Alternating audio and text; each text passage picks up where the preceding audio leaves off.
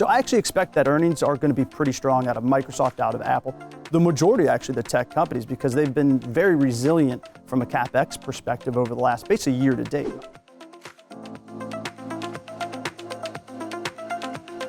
I'm Merrill Brown. Our guest today is David Wagner, Portfolio Manager at Aptus Capital.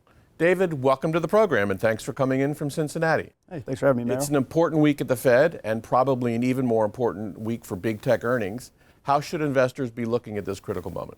Right now, Merrill, it feels like a lot of people are very optimistic heading into this earnings season. If you actually just look at the last 5 earnings seasons, the market has always rallied off of better than expected earnings per share guidance and commentary from management themselves. But I think that there's a few, not landmines per se, out there in the market, but I think that the Fed, given the fact that they're having a meeting during the middle of one of the most important earnings weeks we've had in a very long time, can definitely or potentially throw a wrench in the spokes of the tire for a lot of these companies. And what do I mean by that? I think, one thing I always tell my analysts and a lot of the other portfolio managers here at Aptus is you have to follow what the market is telling you. And if you go back to March 9th, the collapse of SIVB, the Silicon Valley Bank, many people forget that the S&P 500 was actually flat on the year. And ever since then, the market has actually raised about 19% since March 13th. So that tells me, Merrill, that date is a very important date. And what is it telling me? It's the fact that the market took off the right tail risk of interest rates, meaning that they don't believe that interest rates can go very much higher for very much longer.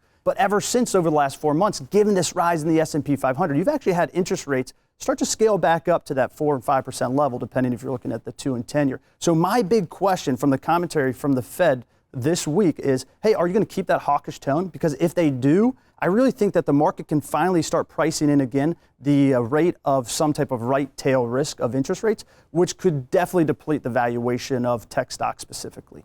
And what do you expect from tech stocks this week? Well, I think a lot of the market's focusing on consumer spending right now. And if you look at the Magnificent Seven, basically they don't have a whole lot of dependency on consumer spending itself. So I actually expect that earnings are going to be pretty strong out of Microsoft, out of Apple.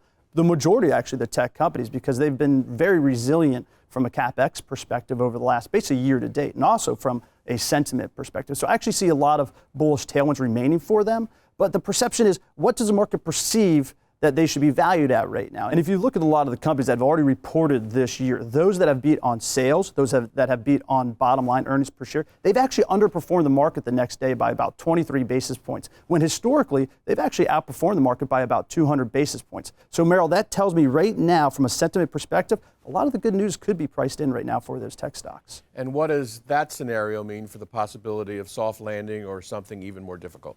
It all comes down to sentiment in that aspect, in my opinion. Obviously, if you're going to continue to have some really well-insulated earnings per share at the S&P 500 level, that's going to give the aspect that investors could believe that a soft landing, or more importantly, a no landing, is becoming more apparent. And that's obviously given that the fact that the S&P 500 is trading at 20.5 times forward earnings right now, means that's kind of the base case right now. And early 2024, will we see a recession? That's a great question.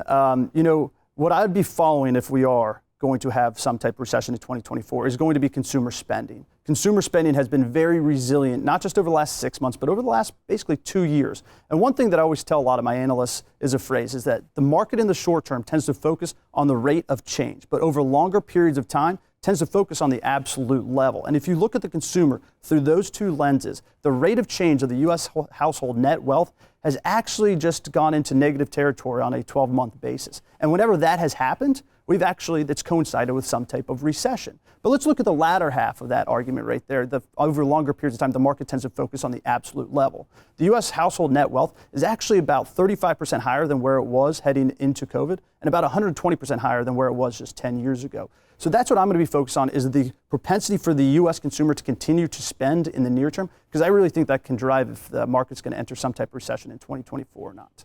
Next, David Wagner on strong market categories, investment opportunities in home building and healthcare.